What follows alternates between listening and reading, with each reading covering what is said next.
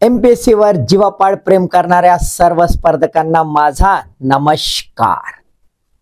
संविधान, संविधानवाद आणि संविधानिक सरकार, कॉन्स्टिट्यूशन, कॉन्स्टिट्यूशनलिझम अँड कॉन्स्टिट्यूशनल गव्हर्नमेंट हे आपण बघूया। ठीक आहे, म्हणजे असा जबरदस्त टॉपिक आहे, त्रिकूट आहे है ना। ट्रायंगल जो आहे तो ट्रायंगल समजो, ट्रायंगल तो ट्रायंगल नाही, तुम्ही बाबा त्या ट्रायंगल मध्ये जाता, तो ट्रायंगल नाही, पण तसाच थोडाफार आहे। हा भी एक लव ट्रायंगलच आहे भाऊ। हा तर हा काय आहे लोचा ते समजून घेणं आवश्यक आहे का, तर MPSC आपला दर्जा वाढवत आहे आणि मग आपल्याच्या डायनामिक बाबी आहेत संविधानाच्या, त्या पण आता विचारणं सुरू झालेलं आहे। त्याच्यामुळे हा अभ्यास करणं गरजेचं आहे आणि मेन्सला फारच कामी पडेल आणि इंटरला कधी कधी विचारल्या जातं, मग ते अडचण येते, म्हणून याला समजून घेऊया। राईट, ठीक आहे। पण आपल्याला नेहमीप्रमाणे दोन प्रश्न सोबत चालायचं, दोन प्रश्न आधी समजून घ्यायचे। चला, पहिला प्रश्न आहे, संविधानिक शासनाचे अनिवार्य घटक, essential components of constitutional government. संविधानिक शासनाचे अनिवार्य घटक कुठले आहेत? अ, बहुमताचे शासन, गव्हर्नमेंट ऑफ मेजॉरिटी, मर्यादित शासन, लिमिटेड गव्हर्नमेंट, क, कायद्याचे शासन, गव्हर्नमेंट बाय लॉ, आणि चार ऑप्शन्स तुमच्या समोर दिलेले आहेत। हा पहिला प्रश्न। दुसरा प्रश्न बघूया, खालीलपैकी कोणते विधान संविधानवादाचे सूचक आहे? एक विधान पाहायचं आहे, which of the following sentences is signify constitutionalism. एक आहे, जेथे संविधान तेथे संविधानवाद, where there is a constitution there is a constitutionalism। दूसरा है, मजबूत शासन संविधानवाद प्रस्थापित करू शकते, स्ट्रॉंग गव्हर्नमेंट कॅन एस्टॅब्लिश कॉन्स्टिट्यूशनलिझम। आणि तिसरा आहे, संविधानिक शासन संविधानवाद निश्चित करते, कॉन्स्टिट्यूशनल गव्हर्नमेंट एन्श्योर्स द कॉन्स्टिट्यूशनलिझम। आणि चौथा आहे, मर्यादित शासन संविधानवाद प्रस्थापित करण्यास असमर्थ ठरते, limited government fails to establish constitutionalism. अशी चार तुम्हाला दिलेले आहेत विधान, त्यापैकी कोणतं विधान सूचक आहे, म्हणजे अचूक कुठला या संविधानवादाशी, ते तुम्हाला सांगायचं आहे। दोन प्रश्न लक्षात आले। आता आपण समजून घेऊया प्रथमतः संविधान, संविधानवाद आणि संविधानिक सरकार। तर संविधान जे आहे याची व्याख्या मी यापूर्वीच्या व्हिडिओमध्ये सांगितलेली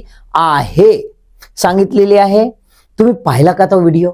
पाहिला नसेल तर जरूर पहा, मी इथे लिंक करून ठेवतो। ठीक आहे, खूप महत्वाचं आहे, ते समजून घ्या। इथे संविधानाचं आपण स्वरूप समजून घेऊया आणि त्याच्या आधारावर मग संविधानिक सरकार आणि संविधानवाद काय आहे ते समजून घेण्याचा प्रयत्न करूया। ठीक आहे, तर प्रथमतः आपण फोकस करूया, आपला पहिला पार्ट म्हणजे संविधान। बरोबर आहे, संविधान बेसिकली काय आहे? It's a law of the land. त्या देशाचा तो कायदा आहे। कसा कायदा आहे? मूळ कायदा आहे ना, मूळ कायदा आहे। याला मदर लॉ सुद्धा म्हणतो आपण, बरोबर आहे, याला मदर लॉ सुद्धा म्हणतो। या कायद्याच्या आधारावर इतर कायदे तयार होतात। इतर कायद्यांची जी लेजिटिमेसी आहे, म्हणजे सत्यासत्यता जी आहे किंवा त्यांचा ठराव जो आहे तो कशाच्या आधारावर राहील? या कायद्याच्या आधारावर राहील। बरोबर आहे, राईट। मग आधुनिक जगामध्ये जर बघितलं तर सर्वच राष्ट्रांमध्ये संविधान आहे, पण राष्ट्राचं स्वरूप बघितलं तर त्याच्यानुसार आपल्याला संविधानाची परिस्थिती दिसून येते। काही राष्ट्र हे कसे आहेत? हे राष्ट्र लोकशाही तत्वावर आधारित आहेत, बरोबर आहे, परंतु काही राष्ट्र मात्र लोकशाही तत्वावर आधारित नाही, हुकुमशाही तत्वावर आधारित आहेत. आणि त्याच्यामुळे ह्या दोन स्वरूपाचे जे आहेत राज्य किंवा राष्ट्र, त्याच्या आधारावर त्यांच्या संविधानाचा कलर, रंग दिसून येतो. बरोबर आहे. मग आपल्याला दोन प्रकारचे संविधान इन जनरल क्लासिफाईड करता येतात. एक म्हणजे डेमोक्रेटिक कॉन्स्टिट्यूशन आणि दुसरं आहे डिक्टेटोरियल कॉन्स्टिट्यूशन. डेमोक्रेटिक कॉन्स्टिट्यूशन जे डेमोक्रेटिक स्टेट्स आहेत, लोकशाही राष्ट्र आहेत, त्यामधलं जे संविधान असतं ते संविधान कोणासाठी असतं? लोकांसाठी असतं. ते कोणासाठी असतं? लोकांसाठी असतं. लोकांच्या आकांक्षा, ॲस्पायरेशन्स त्यामध्ये नमूद असतात आणि लोककल्याणासाठी, वेलफेअर ऑफ अ पीपल, लोककल्याणासाठी त्या संविधानाची संरचना केलेली असते. त्या संविधानाचं आत्मा सुद्धा, स्पिरिट सुद्धा तसंच असतं. परंतु हुकुमशाही जर राष्ट्र असेल तर तिथलं संविधान कसं असेल?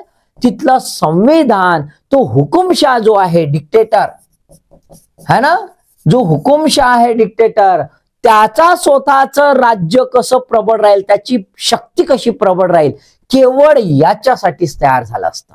म्हणजे याच्यामधलं संविधान हा हुकुमशाहसाठी असतं, यामधील संविधान हे लोकांसाठी असतं. मग आपल्याला असं दोन प्रकारचं दिसतं. तर कुठलंही राष्ट्र जेव्हा लोकशाही तत्वावर आधारित असतं तेव्हा ते राष्ट्र जनकल्याणासाठी असतं. आणि जर जनकल्याणासाठी असेल तर राष्ट्र चालवण्यासाठी जेवढी काही अंगे असतात, जेवढी काही ऑर्गन्स असतात, इन्स्टिट्यूशन्स असतात, संस्था असतात, त्या काय असतील? त्या मास्टर नसतील, तर त्या काय असतील? सर्वंट असतील. काय असतील? सर्वंट असतील. म्हणून डेमोक्रेटिक स्टेट मधले जे संविधान आहे ते तिथल्या गव्हर्नन्सच्या इन्स्टिट्यूशनला सेवाभाव दृष्टिकोनातून त्यांची संरचना करतं आणि त्यांचं तसं कार्य बहाल करतं. आणि मग त्या संस्थांना लगाम लावतं जेणेकरून त्या संस्था माजू नये. आलं की नाही लक्षात? त्या संस्था माजू नये याच्यासाठी ते काय करतं? लगाम लावतं. म्हणजे चेक्स अँड बॅलन्सेस त्याच्यावर ठेवतं. त्याला अमर्यादित अधिकार ज्याला आहे, अनलिमिटेड पॉवर्स, हे देत नाही. पण डिक्टेटोरियल राष्ट्रांमध्ये आपल्याला काय दिसतं? सर्वच अधिकार हे कुणाकडे असतात? त्या डिक्टेटरकडे असतात, त्या हुकुमशाहकडे असतात.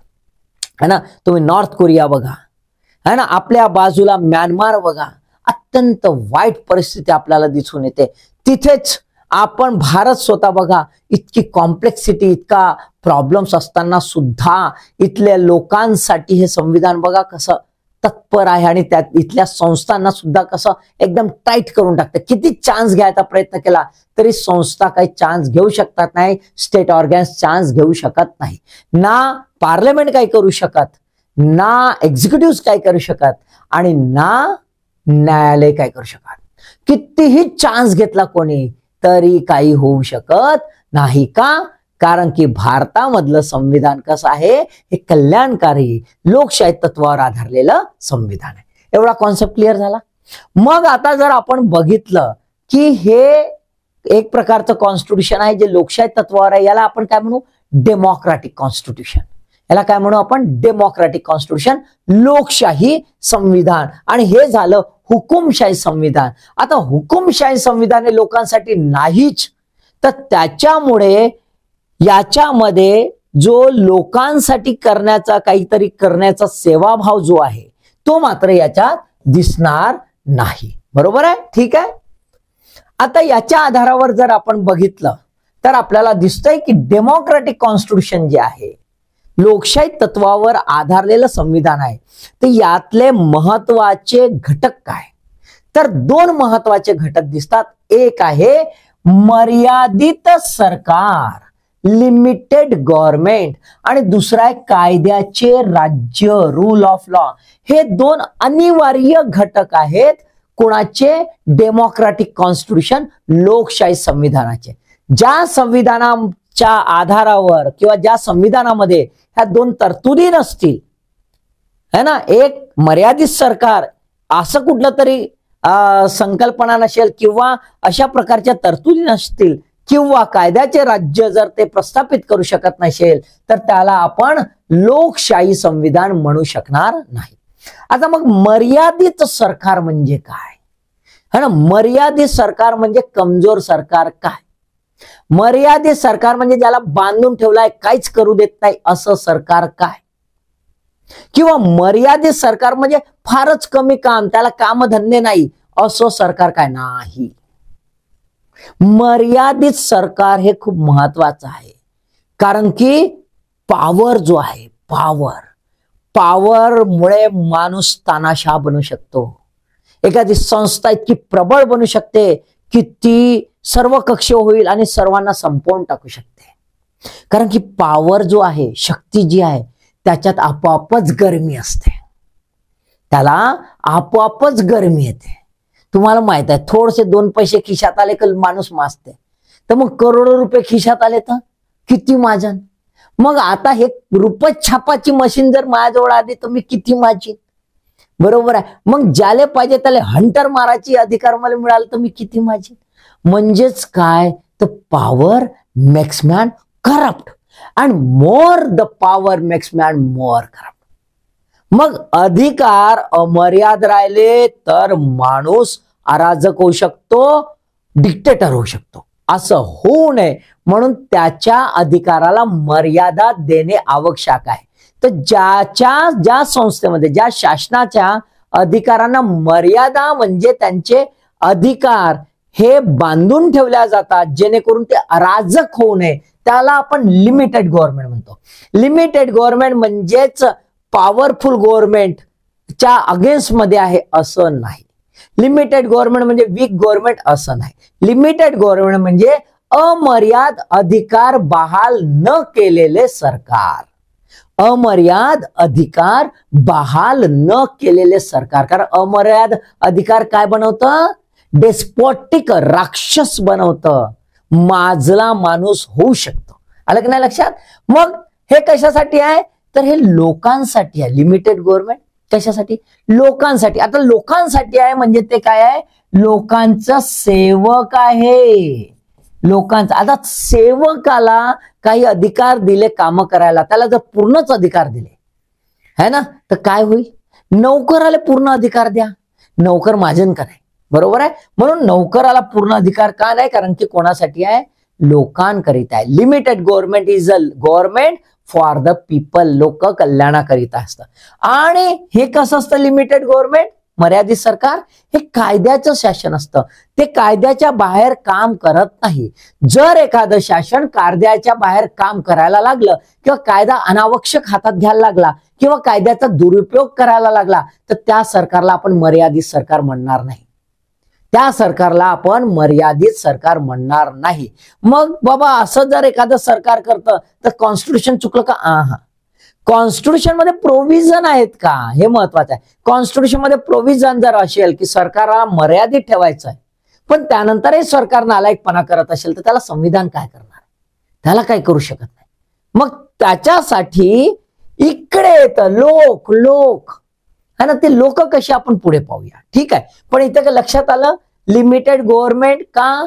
कारण ते लोकांचं सेवक आहे, लोकांकरिता आहे आणि कायद्याचं पालन करतं म्हणून त्याला लिमिटेड गव्हर्नमेंट, मर्यादित सरकार असं आपण म्हणतो. मग जर असं आहे तर हे शासन कसं आहे? डेमोक्रॅटिक गव्हर्नमेंट आहे. हे शासन कसं आहे? डेमोक्रॅटिक गव्हर्नमेंट आहे. लोकशाही शासन आहे. याला काय म्हणू आपण? लोकशाही शासन आहे. म्हणजे limited government is a democratic government. Limited government is a democratic government. मर्यादित सरकार म्हणजे लोकशाही सरकार. क्लिअर? आणि दुसरं त्याचा अनिवार्य घटक आहे तो आहे कायद्याचं राज्य. म्हणजेच काय की सरकार हा कायद्यापेक्षा वर नाही. सरकारला, शासनाला कायद्याचं पालन करायचं आहे. शासनामधील कोणताही व्यक्ती कायद्यापेक्षा वर नाही. किंबहुना सर्वच नागरिकांकरिता कायदा हा समसमान असेल. जो कोणी व्यक्ती राजा असो की रंक असो, म्हणजे तो फकण्यापती आहे की लखपती आहे, काही घेणं देणं नाही. आलं की नाही लक्षात? सर्वजण कायद्यासमोर कसे समान, इक्वॅलिटी बिफोर दी लॉ आहे ना आपल्या संविधानात, बरोबर आहे, राईट. तर त्याच्यामुळे रूल ऑफ लॉ, शासनाच्या अराजकतेपासून नागरिकांची मुक्ती हा याचा उद्देश आहे रूल ऑफ लॉचा. रूल ऑफ लॉचा काय उद्देश आहे? शासनाच्या अराजकतेपासून नागरिकांची मुक्ती, freedom from the arbitrary power of the government. बदमाशकी करू शकते सरकार, आणि रूल ऑफ लॉ राहिला तर सरकार बदमाशकी करणार नाही, तो आपल्या मर्यादेत राहील. आलं की नाही लक्षात? ठीक आहे. म्हणजे लोकशाही संविधान काय घडविते? लोकशाही शासन. लोकशाही संविधान काय घडवू शकते? लोकशाही शासन घडवू शकते. ठीक आहे, राईट. आता आपण बघूया कॉन्स्टिट्युशनल गव्हर्नमेंट म्हणजे संविधान जो आहे, संविधानिक शासन. ते संविधानिक शासन एक्झॅक्ट कसं आहे? तर संविधानिक शासन जर बघितलं तर आपल्याला असं दिसेल, संविधानिक तरतुदींच्या पलीकडील शासन. म्हणजेच काय आहे की संविधानाच्या दायरे तोडून टाकते, त्याचा फ्रेम तोडून टाकते, मनमानी करते, असं आहे का? नाही, असं नाही. त्याचा अर्थ की त्याचं स्पिरिट जे आहे, म्हणजे केवळ तो प्रोव्हिजन पाहत नाही, तो केवळ प्रोव्हिजन पाहत नाही, प्रोव्हिजन नाही पाहत, त्याच्या पलीकडे जातो. त्याची आत्मा काय आहे? तर संविधानाची आत्मा म्हणजे डेमोक्रेटिक कॉन्स्टिट्यूशनची आत्मा काय आहे? लोककल्याण. तर मग हा काय बघणार? लोककल्याण. तर constitutional government is a people's government. Constitutional government is a people's government. It is for the people, by the people, of the people नाही म्हणू, for the people. For the people म्हणजे हा सेवक असेल. फॉर द पीपल म्हणजे हा सेवक. जिथे फॉर द पीपल आला तिथे शासन काय होईल? सर्वंट. शासन काय होईल? सर्वंट. माय बाप नाही, आपण मायबाप म्हणतो, हे बैताळाव, जाऊ द्या. संविधानिक तरतुदींनी मर्यादित शासन. दुसरं, पहिलं काय म्हणतंय? संविधानाच्या तरतुदींच्या पलीकडे पाहायचं. दॅट मीन्स शासनाने संविधानाचं स्पिरिट पाहायचं. आणि स्पिरिट काय? लोककल्याण. इथे काय म्हणतंय? संविधानिक तरतुदींनी मर्यादित, म्हणजे संविधानाच्या ज्या तरतुदी आहेत त्याच्या आतमध्ये त्याला प्ले करायचं आहे, त्याच्या आतमध्येच खेळायचं आहे, त्याच्या बाहेर खेळायचं नाही. ग्राउंडच्या बाहेर जायचं नाही, माजून जायचं नाही. सेवकाने सेवकासारखंच राहायचं, सेवकानं राजासारखं वागू नये आणि फालतूचे धंदे करू नये, बेफालतू अधिकाराचा दुरुपयोग करू नये. ही अपेक्षा म्हणजे कायद्याचे राज्य असले पाहिजे. संविधानिक शासन लक्षात आलं? संविधानिक शासन म्हणजे पहिलं, it shall be find out the spirit of the constitution. कुठलं कॉन्स्टिट्यूशन? Democratic constitution. लोकशाही तत्वावर आधारलेला संविधानाचा आत्मा जो आहे तो याला शोधता आला पाहिजे आणि तिथपर्यंत त्याला काम करता आलं पाहिजे, म्हणजे लोककल्याण करता आलं पाहिजे. आणि दुसरं, त्याने मर्यादित राहायचं आहे, माजायचं नाही. कायद्यासमोर तो समसमान आहे, कायद्यापेक्षा शासन मोठा नाही. क्लिअर? लक्षात आलं? आता आपण त्याच्या पुढे जाऊ. आता आपण बघूया की कॉन्स्टिट्युशनल गव्हर्नमेंट म्हणजे संविधानिक शासन आणि संविधानवाद काय. बघा तिकडं माय बरं, म्हणून एक एक एक एक आलं ना लक्षात. तर संविधानिक शासन, कॉन्स्टिट्युशनल गव्हर्नमेंट काय? हुकुमशाही शासन नाही रे बाबा. Constitutional government means not a despotic government, means not a totalitarian government, means not a dictatorial government. हुकुमशाही नाही, तानाशाही नाही, मनमानी करता येत नाही असं शासन म्हणजे constitutional government. Arbitrary power, no arbitrary power, बळजबरी शक्तीचा त्याला वापर करता येत नाही. कुठल्याही त्याच्याकडे जे काही संस्था असतील, ज्या संस्था त्याला हा देश, हे राष्ट्र एकसंघ ठेवण्यासाठी काही संस्था असतील त्याचा त्यांनी दुरुपयोग करू नये. बळजबरी शक्तीचा वापर करता येणार नाही आणि कायद्यानुसार त्याला कार्य करायचंय. कशानुसार करायचंय?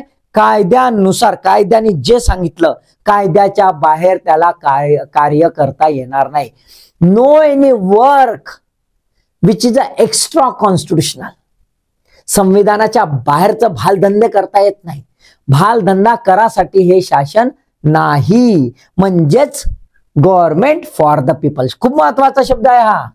Bye the people, of the people हे नंतर. नसन बनवलं लोकांनी नसन संविधान बनवलं तरी सुद्धा ते संविधान लोकांकरिता जर असेल तर त्याला डेमोक्रॅटिक कॉन्स्टिट्यूशन. डेमोक्रेसीची व्याख्या by the people for the people of the people, तो काही घेणं देणं नाही. इथं फॉर द पीपल. लक्षात आलं का? लक्षात आलं? ठीक आहे. मग असं सरकार जे आहे, ह्या सरकारला काय म्हणतो बघा, खूप सुंदर म्हटलंय, ह्या सरकारला काय म्हणतो? सुसंस्कृत शासन, सिव्हिलाइज्ड गव्हर्नमेंट. याला काय म्हणतात? Civilised government. म्हणजे एखाद्या शासनाने बदमाशी केली तर ते कसं झालं? Uncivilised government, barbaric government. लक्षात आलं का? Stone age government. म्हणजे जिथे माणसाले अधिकाराशिवाय, पॉवर शिवाय बाकी काही समजत नव्हतं, मानवता हा कॉन्सेप्टच नव्हता, लोककल्याण काय म्हणते माहीतच नाही, बिंडोक होतं, असं बिंडोक सरकार म्हणू शकतो. म्हणजेच काय, कॉन्स्टिट्युशनल गव्हर्नमेंटला सुसंस्कृत म्हणू. आणि जर असं वागत नसन आणि भालधंदे करत असन तर त्याला काय म्हणू? बार्बॅरिक गव्हर्नमेंट, बिंडोक सरकार. बरोबर आहे? राईट? ठीक आहे. म्हणजे आतापर्यंत कॉन्स्टिट्युशनल गव्हर्नमेंटमध्ये कुठे तुम्ही असा पॉवरफुल गव्हर्नमेंट असा शब्द ऐकला का? गव्हर्नमेंट बाय द मेजॉरिटी असा ऐकला का? हा, बहुमताचं सरकार है ना, बढियापैकी एक नंबर पॉवरफुल सरकार, त्याला कोणी हलव, खड्ड्यात गेलं.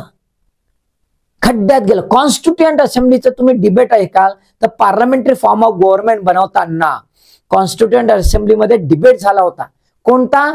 की बाबा आपल्याला स्टेबल गव्हर्नमेंट पाहिजे की रिस्पॉन्सिबल गव्हर्नमेंट पाहिजे, है ना, वाद झाला होता. तर स्टॅबिलिटीला घेऊन का करता? आचार चलता है ना, खाता का? जर रिस्पॉन्सिबलच नसेल तर. आम्हाला रिस्पॉन्सिबिलिटी महत्वाची आहे, माणुसकी महत्वाची आहे, बॉडी नाही, माणुसकी. तो सुकड्या बी असन पण त्याच्यात माणुसकी असन तर तो हवा. आणि हा बॉडी बिल्डर आहे आणि नालायक आहे, तो कोणत्या फायद्याचा? आलं की नाही लक्षात? इथं लक्षात आलं? Civilised government means constitutional government. आता याच्या आधारावर आपण संविधानवाद बघूया. संविधानवाद म्हणजे काय? शासनाचे अधिकार मर्यादित, government with a power but with a limited government. याने नकार दिला का अधिकाराला, पॉवरला, शक्तीला? नाही. शासनाकडे शक्ती असली पाहिजे. शक्तीच नाही तर काम कसं करेल? पण अमर्यादित शक्ती आल्या तर आम्ही माजू शकतो. म्हणून कसं आहे? Limited government. Government with power but limited government. Government with not unlimited power. अमर्याद शक्ती नाही, शक्ती असावी पण मर्यादित. मग कशाला पाहिजे रे बाबा?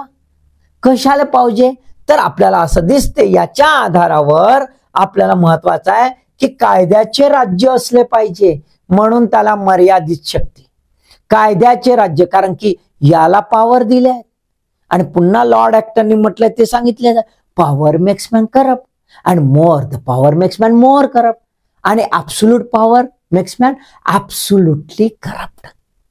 आलं की नाही लक्षात? लई माजू शकतो. म्हणून कायद्याचे राज्य. दुसरं, लोकांचं स्वातंत्र्य. याचा अर्थ काय? लिमिटेड गव्हर्नमेंट काय सूचक करते, काय सूचित करते? लोकांचं स्वातंत्र्य, फ्रीडम ऑफ द पीपल. लोकांना टेन्शन नाही कारण की सरकार मर्यादित आहे. सरकार अमर्यादित राहिलं तर कोणाले डांबण, कोणाले पकडण, कोणाले लाथाडण, काही खरं नाही. स्वतःच्या फायद्यासाठी महत्वाचं आहे, लक्षात घ्या.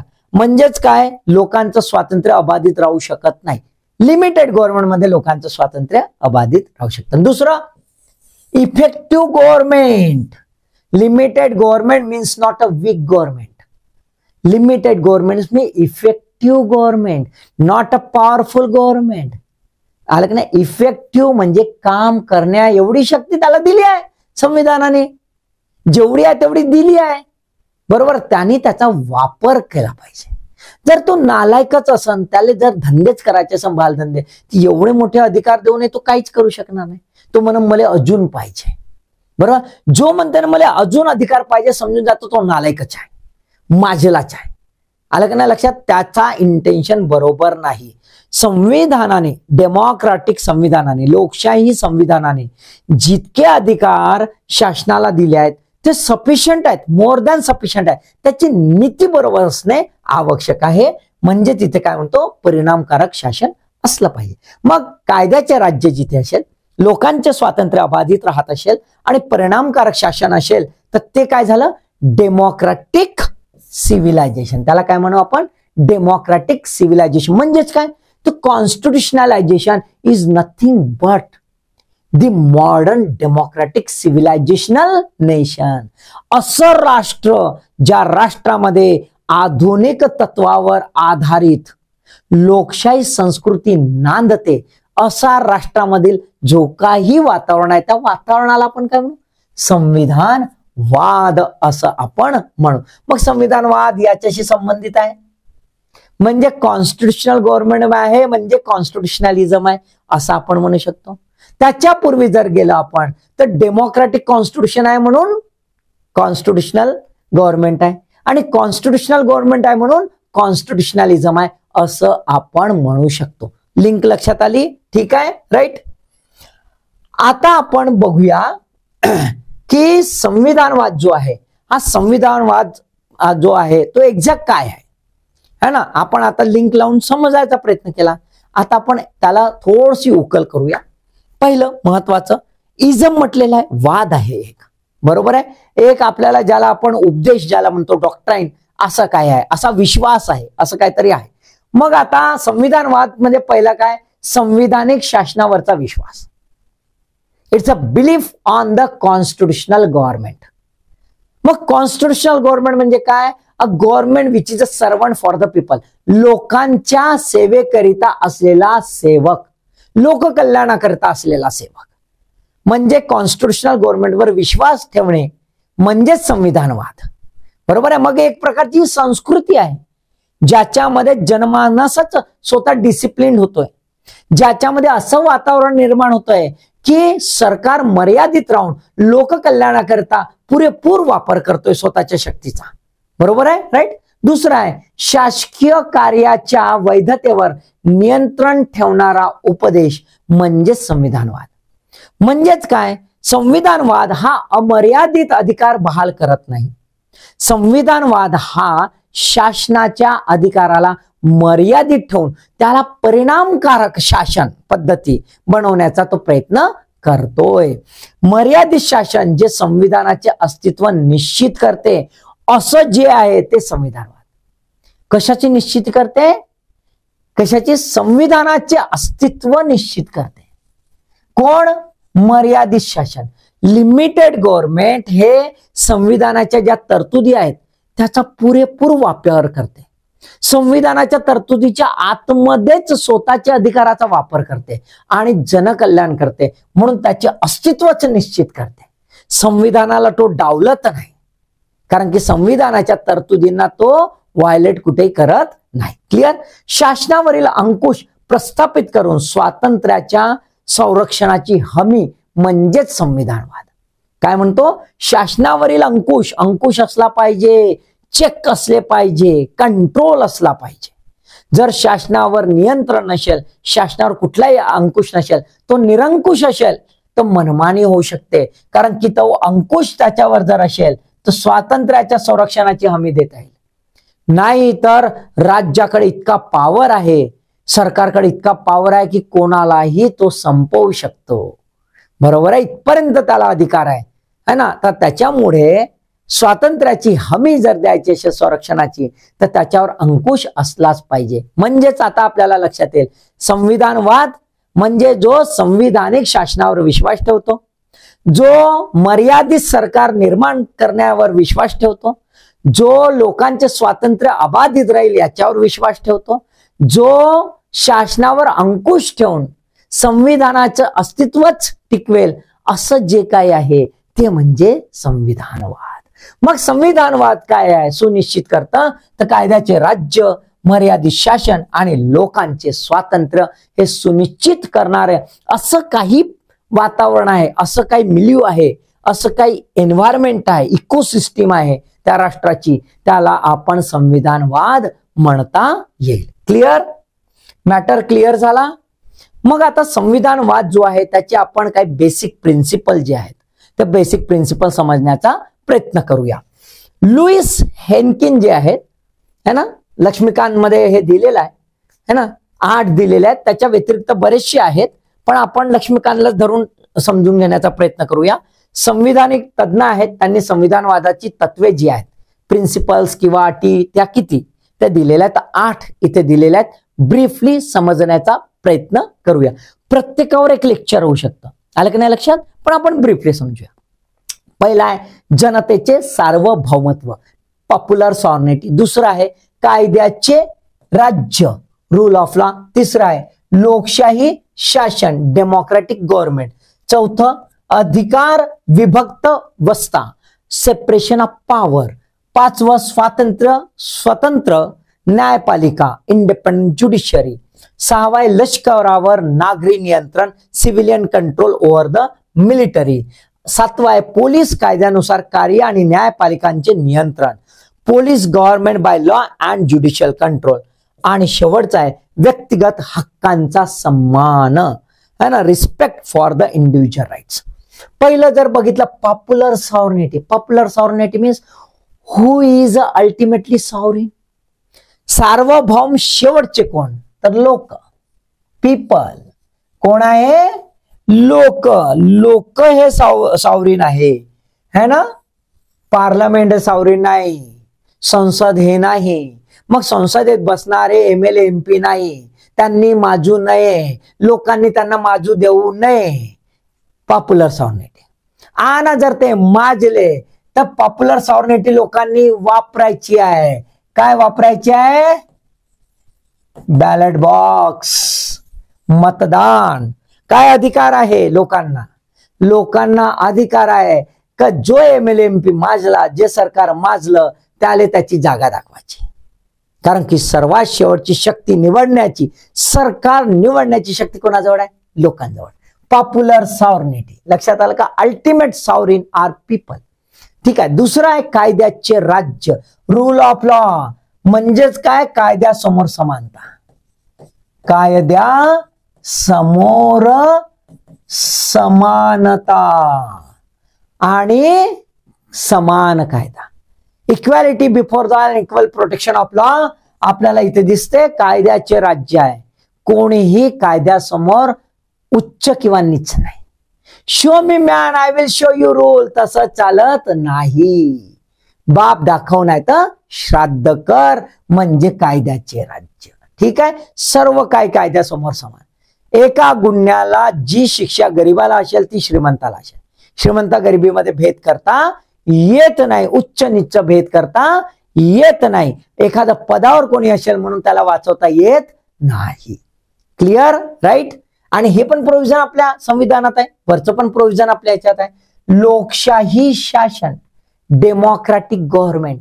लोकशाही तत्वावर म्हणजे इलेक्टेड गव्हर्नमेंट, है ना. आणि दुसरा लिमिटेड गव्हर्नमेंट, मर्यादित राहा रे बाबा. आणि जेवढे अधिकार दिले तेवढेच वापर रे बाबा. आणि कोणी तर लोकांनी बनवलेलं शासन चालेल. लोकांनी बनवलेलं शासन नसेल तर ते शासन चालणार नाही. लोकशाही शासन, कायद्यासारखं शासन, लिमिटेड शासन. अधिकारामध्ये विभक्त अवस्था, सेपरेशन ऑफ पॉवर. प्रत्येक राज्य म्हणजे इथे राज्य हा शब्द राष्ट्राच्या दृष्टिकोनातून समजायचा. प्रत्येक जे राज्य आहे आणि राष्ट्र त्याचे 3 अंगे असतात. 3 अंगे याच्या पूर्वीच्या याच्यात सांगितलेलं आहे मी, बरोबर आहे. एक आहे आपलं काय, आपलं कायदेमंडळ किंवा विधिमंडळ, बरोबर आहे. पार्लमेंट आहे आपल्या इथे, लेजिस्लेचर ज्याला म्हणतो.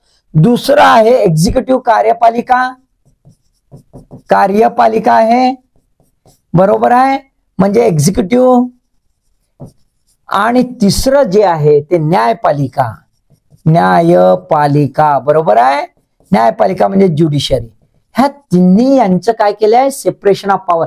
तिघांलेही आपलं कार्य करायचे, आपलं ऑटोनॉमस जे प्रोव्हिजन ते दिलेले आहे, त्यांना त्यांची संरचना दिलेली आहे, त्यांना त्यांचे कार्य दिलेले आहे. आणि एकमेकांच्या कार्यात हस्तक्षेप करायचा नाही असं सेपरेट करून ठेवलंय. मनमानी करायची नाही. पण सेपरेशन ऑफ पॉवर म्हणलं म्हणजे बिनधास्त का नाही. सेपरेशन ऑफ पॉवर म्हणलं तरी चेक्स अँड बॅलन्सेस ठेवले आहेत. चेक्स अँड बॅलन्सेस ठेवलेले आहेत. चेक्स अँड बॅलन्सेस नसेल तर सेपरेशन ऑफ पॉवर मुळे प्रत्येक जण माजू शकतो. फुल ऑटोनॉमी इज व्हेरी डेंजरस. तसं नको म्हणून चेक्स अँड बॅलन्सेस इथे ठेवलेले आहेत. असं असतानाही आपल्याला इथे दिसलं आहे की न्यायपालिका कसं आहे, स्वतंत्र, इंडिपेंडंट. का? कारण न्यायपालिकेकडे दोन जबाबदाऱ्या, न्यायपालिकेकडे दोन जबाबदाऱ्या. पहिली जबाबदारी आहे संविधानाचं संरक्षण, संविधानाचं संरक्षण. संविधानाचं संरक्षण म्हणजे काय, संविधान स्वतःला वाचवू शकत नाही, है ना. संविधानाचं तोडमोड करायची पूर्ण अधिकार कोणाकडे आहे, पार्लमेंटकडे आहे.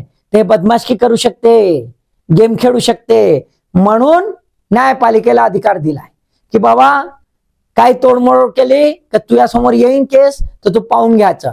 आणि फालतूचे धंदे केले असाल तर पार्लमेंटले धडा शिकवून द्यायचा. ठीक आहे. दुसरं, ते जे दुसरं महत्वाचं आहे की पार्लमेंट आणि सरकार एवढं बदमाश होऊ शकते की असे कायदे बनवू शकते ज्याच्या भरोश्यावर तो लोकांवर अराजकता करू शकते, लोकांना मारू शकते. असं होऊ नये, लोकांना लुटू शकते, असं होऊ नये. म्हणून लोकांचे अधिकार अबाधित राहिले पाहिजे. कोण लोक? ते इंडिव्हिज्युअल फ्रीडम, इंडिव्हिज्युअल फ्रीडम. प्रत्येक व्यक्तीचे अधिकाराचं संरक्षण करण्याची जबाबदारी आलाय. म्हणून ते कसं असलं पाहिजे, इंडिपेंडंट, स्वतंत्र असलं पाहिजे. त्याच्यात हस्तक्षेप झाला नाही पाहिजे. त्याच्यात हस्तक्षेप झाला तर गडबड होईल. आलं की नाही लक्षात? ठीक आहे. त्यानंतर लष्करावर नागरी नियंत्रण, मिलिटरी पॉवरफुल आहे. आपण म्यानमारमध्ये बघतो, आपल्या पाकिस्तानातही बघितलं आहे.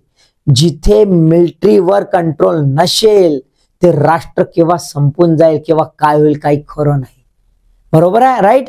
म्हणून त्याच्यावर नियंत्रण कोणाचं पाहिजे, त्याच्यावर नियंत्रण नागरी संस्थाचं हवंय. मग नागरी संस्थाचं म्हणजे कोणाचं आहे आपल्या इकडे? आपल्या इकडे सिव्हिलियन गव्हर्नमेंट जो आहे, सिव्हिलियन गव्हर्नमेंट, बरोबर आहे, त्यांचं नियंत्रण आहे. म्हणून आपण बघतो झेंडावंदन, 15 ऑगस्ट, सलामी, बरोबर आहे. आमचे प्रधानमंत्री हे विजिट केले की बिलकुल सगळे टाईट टू सॅल्यूट मारावंच लागते, है ना. लढाई लढायची आहे, कोण आदेश करेल? राष्ट्रपती. कोणाच्या सल्ल्याने? काउन्सिल ऑफ मिनिस्टरच्या. हिम्मत आहे मिलिटरीची की स्वतः मारण एक बंदूक तरी अलाव नाही. ठीक आहे. त्याच्यामुळे लष्कर जे आहे हे बदमाशी करू शकत नाही आणि अराजकता येऊ शकत नाही. हे खूप आवश्यक आहे, नाहीतर लोकांवर लष्कर पॉवरफुल होऊ शकते आणि बळजबरी करू शकते. तिसरं आहे, त्याच्यानंतर 7वं आहे पोलीस. पोलिसांकडे सिव्हिलियन पोलीसचे पॉवर आहेत. म्हणजे त्यांना एवढे अधिकार आहे. धरले एखाद्या पोट्ट्याले, एखाद्या माणसाला धरलं कणपटलं, आहे का नाही? कशासाठी? बाबू भालधंदे करता येत नाही, पण कणपटता येते का? अलाव आहे का? नाही, है ना. इथे पोलिसांना कायद्यानुसारच कारवाई करावी लागते. जर कायद्याच्या बाहेर कारवाई केली तर गडबड होईल, त्यांच्यावरही ऍक्शन होऊ शकते. आणि त्याची प्रोव्हिजन संविधानामध्ये असले की मग संविधानवाद होऊ शकतो. म्हणजेच कसं की पोलिसांना कायद्यानुसार काम करायचं आहे आणि न्यायपालिकेचं त्याच्यावर नियंत्रण असलं पाहिजे. म्हणून आपल्याला नाही म्हणत का की बापू तू पकडलास मले, ठीक आहे, पण मला वकील पाहिजे, मला माया हिरोईनले भेटायचे आहे, तिया नंबर आहे, फोन लाव, नाही तर तुला सांगतोच माया मेडिकल चेकअप करून घे, नाही तर मी सांगतोच इथं तुला मारला नाही हे म्हणून, आहे की नाही. आणि ज्युडिशियल मॅजिस्ट्रेट सोबत घेऊन जाय बापू, नाही तर तुला पाहतोच मी. हे बरोबर पोलीस टाईट. आलं का नाही लक्षात? नाही तर कोणाचे अधिकार घ्यायला काय जबरदस्त काम. त्याच्यानंतर शेवटचा आहे व्यक्तिगत हक्काचा सन्मान, respect to the individual rights. Not only protect, केवळ सुरक्षाच नाही तर त्याचा सन्मान पण झाला पाहिजे. का? कारण की फ्री मॅन हा खूप सुंदर कॉन्सेप्ट आहे. फ्री मॅन है ना, ह्युमन बिईंग जो आहे, मानव जो आहे, तो जर स्वातंत्र्य त्याला मिळालं नसेल आणि त्याचं स्वातंत्र्य पूर्णपणे अबाधित राहत नसेल तर त्याचा विकास होणे शक्य नाही. आणि त्याचा विकास जर झाला नाही तर मानवतावाद प्रस्थापित होणार नाही आणि मानव समाज टिकणार नाही, है ना, नष्ट होईल. आणि ह्या सर्वांसाठी म्हणून त्याचा हक्काचा जो आहे तो सन्मान झाला पाहिजे, है ना. Life with not only protecting the rights but life with dignity, है ना, लाईफ विथ डिग्निटी. हे 8 जे आहेत प्रिन्सिपल, हे 8 प्रिन्सिपल खूप महत्वाचे आहेत. हे जे 8 प्रिन्सिपल ज्या संविधानात असतील, आता भारतीय संविधानात असतील का तुम्ही तपासा, आपण हळूहळू तो बघूच संविधानामध्ये, पण तुम्ही पण तपासा. तर ज्या संविधानात असतील ते संविधान कसं सरकार निर्माण करू शकतं? Constitutional government, democratic government establish करू शकतं. आणि जर त्या डेमोक्रॅटिक गव्हर्नमेंटनी खरंच बदमास्की केली नाही, चांगलं इथिकल काम केलं, इफेक्टिव्ह गव्हर्नमेंट केलं, लोकही सजग राहिले, तर काय होईल? संविधानवाद प्रस्थापित होईल.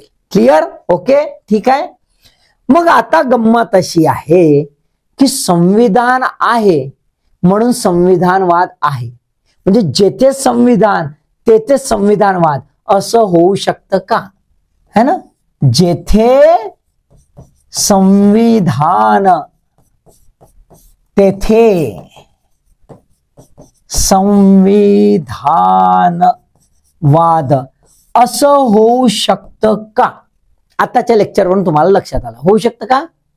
Yes or no? नाही, यस नाही. का? कारण की संविधान आपल्याला लोकशाही तत्वावरचंही होऊ शकते किंवा हुकुमशाही तत्वावरचंही होऊ शकते. बरोबर आहे? राईट.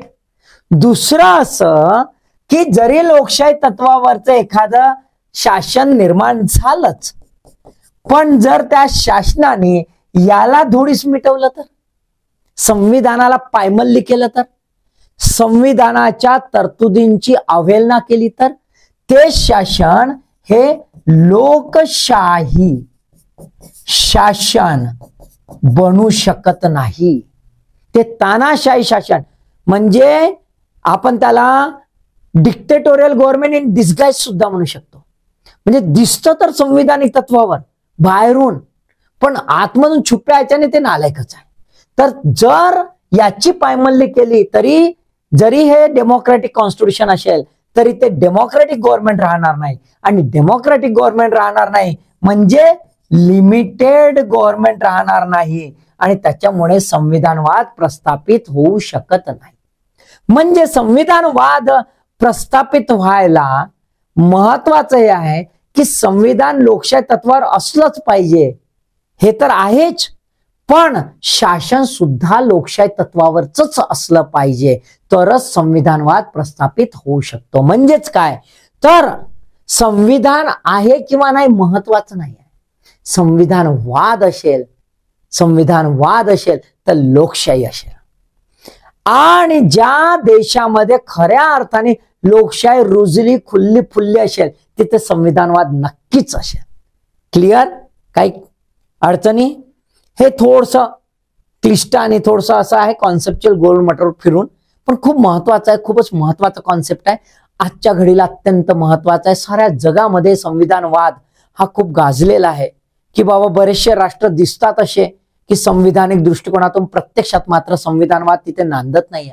संविधानवाद नाही नांदत आहे, म्हणजेच डेमोक्रॅटिक सिव्हिलायझेशन जर घडू शकत नसेल तर त्या राष्ट्राची उन्नती होणं शक्य नाही. आलं का नाही लक्षात?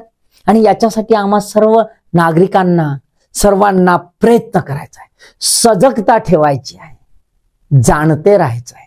बरोबर आहे? राईट. ठीक आहे. मला असं वाटतं की आता झालं, आपलं संपलं. आता आपण क्लोज करूया. तुम्हाला बी जास्त पकवू नाही का? पकाचं लमचाले परीक्षेत हे येईन का? हो येईन, येऊ शकते. असं लिहून ठेवलं का परीक्षेत येणार नाही, म्हणून ते पाहून घ्यायचं. आलं का नाही? लक्ष्मीकांतही दिलं नाही तर पाहूनच घ्यायचं. चिंता करायची नाही. मस्त अभ्यास करता तुम्ही, तुमच्या अभ्यासाला काही प्रॉब्लेम नाही. मला फक्त हे म्हणायचं आहे, लाईक करा, शेअर करा, कॉमेंट बी करा. आलं का नाही लक्षात? मग तुमच्या अभ्यासाला ऑल द बेस्ट.